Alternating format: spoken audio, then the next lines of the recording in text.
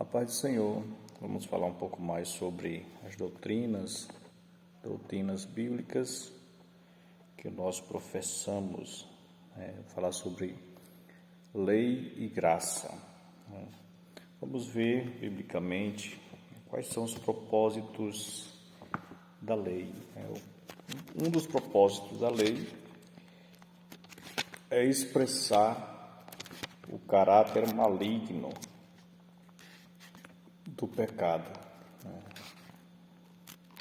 Deus, ao entregar a lei a Moisés, o propósito era mostrar, revelar esse caráter pecaminoso do pecado em que o homem se encontrava, conforme Romanos capítulo 3, versículo 20, diz assim: por isso, nenhuma carne será justificada diante dele pelas obras da lei, porque pela lei vem o conhecimento do pecado. Então, a lei ela traz a revelação, a consciência de que o ser humano é pecador. Ainda 7:7 de Romanos, porém, também nos diz: que diremos, pois, a lei é pecado? De modo nenhum. Mas eu não conheci o pecado senão pela lei, porque não conheceria a concupiscência se a lei não dissesse: não cobiçarás. Então, a lei, um dos caráteres, dos propósitos da lei é trazer essa consciência ao homem de que ele é pecador e revelar, portanto, a santidade de Deus. Levítico capítulo 20, versículo 26, Deus diz que Ele é santo, Ele diz: sede santos, porque eu sou santo. Então, a lei, ela traz a revelação de que o homem é pecador, traz essa conscientização ao ser humano e ao tempo também em que revela a santidade de Deus. 7:12 também de Romanos nos diz: e assim a lei é santa, o mandamento é santo, justo e bom. Porém, o homem é que é pecador e não consegue ser libertado do pecado mediante das obras da lei. Então, a lei ela nos mostra essa impossibilidade de o homem por si mesmo cumprir a lei, de o homem por si mesmo ser justificado, e assim revela a necessidade de um Salvador e Redentor, isto é, conduzir-nos a Cristo. Ou seja, ela nos mostra, nos traz a consciência do pecado, mas não pode resolver a questão do pecado. Como, por exemplo, se você andar à noite com uma lanterna e você vê uma cobra, ali a lanterna ela não vai matar a cobra, mas ela lhe mostrou. Então, a lei ela nos mostrou o pecado, porém não pôde resolver o problema, porém nos conduz a Cristo, que esse sim, como disse João, tira o pecado do mundo. Conforme Gálatas 3:24, Paulo diz assim: de maneira que a lei nos serviu de tutor para nos conduzir a Cristo, para que pela fé fôssemos justificados. Então, a lei não nos salva, porém nos conduz a Cristo, para que possamos então por ele ser salvos. Então, Cristo é o fim da lei, tanto no sentido mesmo de que ele cumpriu a lei. Então a lei ela hoje não vigora, mas no sentido de propósito, também de finalidade. O objetivo da lei era nos conduzir a Cristo. Romanos 10:4 diz: o fim da lei é Cristo, para a justiça de todo aquele que crê. Então, o que acontece com muitas pessoas, seja judeus ou legalistas modernos, é que eles tiveram a lei como meio de salvação. A lei que os conduzia chegou ao fim da viagem e eles permanecem a bordo. É como alguém que vai uma viagem de ônibus, o ônibus chega ao destino final, chega na garagem e ninguém desce, continua lá. Assim aqueles que querem ser justificados por a lei, porque ela chegou ao seu fim, o seu objetivo era conduzir a Cristo, Cristo veio e muitos ainda querem viver de acordo com as orientações da lei. E até mesmo a gente crê que os crentes do Antigo Testamento, os fiéis de Deus do Antigo Testamento, foram salvos pela graça, e não pela lei. Porque a graça de Deus, ela não é que ela começou a agir a partir de Cristo, ela sempre agiu. Quando nós olhamos, por exemplo, o fato do pecado de Adão e Eva, se não fosse a graça de Deus, Deus teria destruído Adão e Eva ali mesmo, e não teria cometido nenhuma injustiça. Atos, capítulo 15, versículos 11 e 12, ou melhor, 10 e 11, diz: Agora, pois, que tentais a Deus, pondo sobre a servir dos discípulos um jugo que nem nossos pais, nem nós podemos suportar. Aqui estavam falando do ato de os convertidos não judeus seguirem a lei, mas cremos que seremos salvos pela graça de Jesus Cristo, como eles também. Então, o Tiago, ele faz, juntamente com os irmãos ali, e em um concílio, eles dizem, professam a fé de que até mesmo os irmãos da antiga aliança foram salvos pela graça e não justificados pela lei. A lei, ela é baseada em obras. Vamos para Romanos, capítulo 10, versículo 5. A lei baseada em obras. Ora, Moisés descreve a justiça que é pela lei, dizendo: o homem que fizer essas coisas viverá. Gálatas, capítulo 3, Gálatas, capítulo 2, versículo 16, diz: sabendo que o homem não é justificado por obras da lei, mas pela fé que em Cristo. Também temos crido em Cristo Jesus para sermos justificados pela fé em Cristo e não pelas obras da lei. Portanto, pelas obras da lei, nenhuma carne será justificada. A graça, ela não é baseada na lei. A graça, ela é baseada na fé, não em obras, A lei é baseada em obras, a graça baseada na fé. Efésios 2 e 8 diz: pela graça sois salvos por meio da fé. Isso não vem de vós, é dom de Deus, não vem das obras, para que ninguém se glorie. Efésios capítulo 2, versículos 8 e 9. Ainda voltando aqui a Gálatas, capítulo 2, versículo 16, citamos agora que o homem não é justificado pelas obras da lei, mas pela fé em Cristo Jesus. Então, a lei é baseada em obras, a graça é baseada na fé. A lei diz: fazei e vivei, a graça diz: crede e vivei. Então, o Senhor Jesus, ele veio para cumprir a lei. Vamos lá para Mateus 5,17, quando ele confirma isso, que ele foi enviado e veio a cumprir a lei. Mateus capítulo 5, versículo 17, ele diz: não vim que eu vi, não pensais, não cuideis que eu vim destruir a lei e os profetas. Não vim abolir, mas vim cumprir. Então o Senhor, ele diz que não veio abolir a lei, mas ele veio cumprir a lei. Então, no sentido de cumprir os seus tipos, profecias. Então, quando nós lemos sobre muitos rituais de festas, das festas judaicas, aquilo que fazia parte do culto, do Antigo Testamento, eram tipos que apontavam para Cristo. Então, ele vindo, ele cumpre estes rituais, esses tipos, que apontavam para ele. Conforme nós vemos, vamos ver alguns versículos aqui dentro desse Sermão do Monte.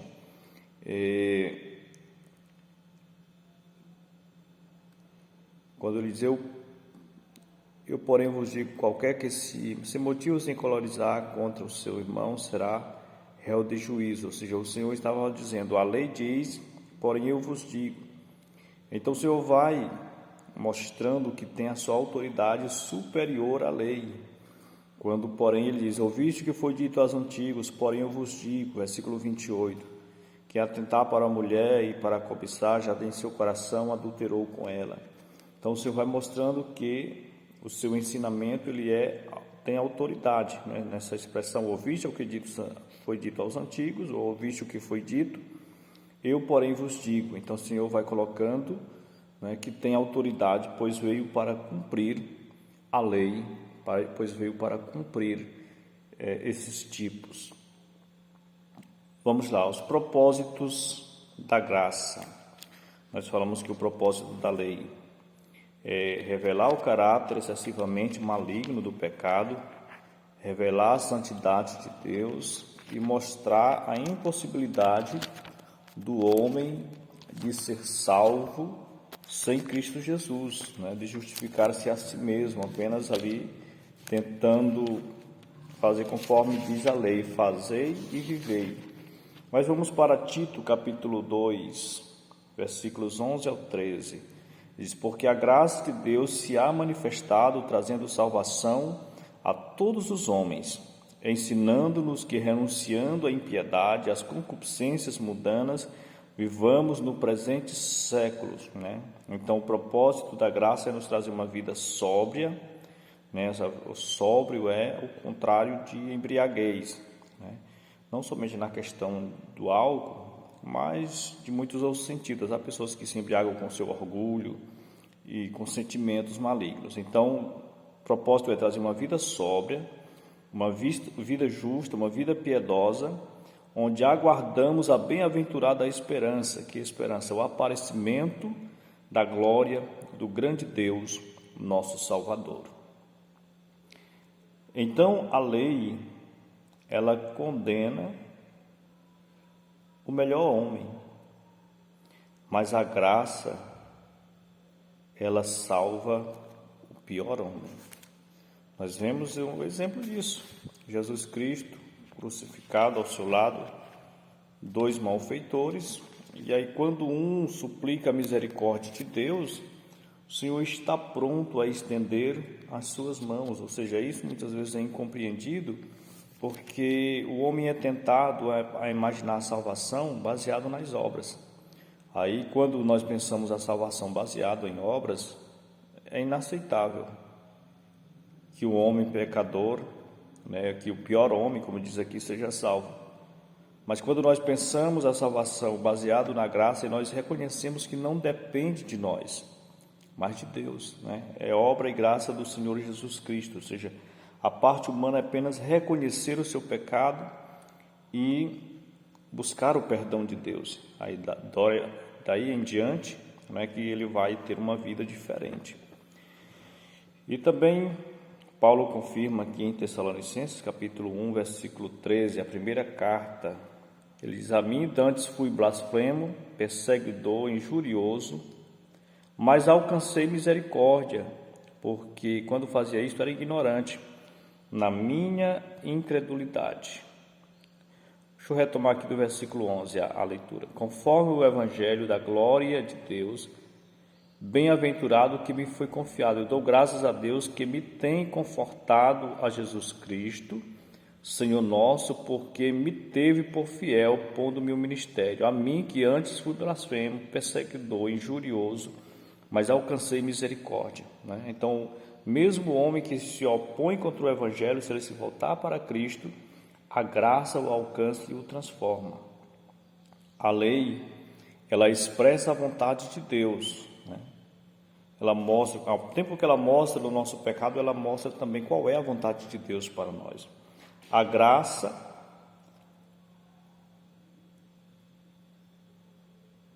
nos revela a bondade de Deus. A lei revela a vontade, a graça nos revela a bondade, a misericórdia, esse poder salvador. Então, a lei, ela não pôde aperfeiçoar coisa alguma, né? Ela não pôde aperfeiçoar, até porque a Bíblia nos fala do sacrifício de Cristo como purificador, né? E na lei isso é derramado sangue de bodes, de cordeiro. Então são coisas que em si não têm poder algum, né? Mas estavam ali como símbolo, né? Como tipo do que haveria de acontecer. Então, a lei não pôde aperfeiçoar, mas Jesus, por sua graça, por sua misericórdia, sim, ele nos aperfeiçoa. Vamos ver aqui o texto de Colossenses, capítulo de número 2, versículo 10. Diz assim: estais perfeitos nele, porque é a cabeça de todo principado e potestade. Então, Cristo é quem aperfeiçoa. Vamos para a carta aos Hebreus, capítulo 7, mostrando que Cristo pode nos aperfeiçoar pelo seu poder e graça. 7,19 de Hebreus diz assim: pois a lei nenhuma coisa aperfeiçoou, de sorte, e desta sorte é introduzida uma melhor esperança, pela qual chegamos a Deus. Então a lei não pôde aperfeiçoar, embora mostrou a vontade de Deus, mas não pôde aperfeiçoar o homem. Então Deus envia o Senhor Jesus Cristo como cumprimento da lei, e Ele sim, né, nos aperfeiçoa, nos perdoando os pecados. Então a lei e a graça não se confundem na Bíblia, né?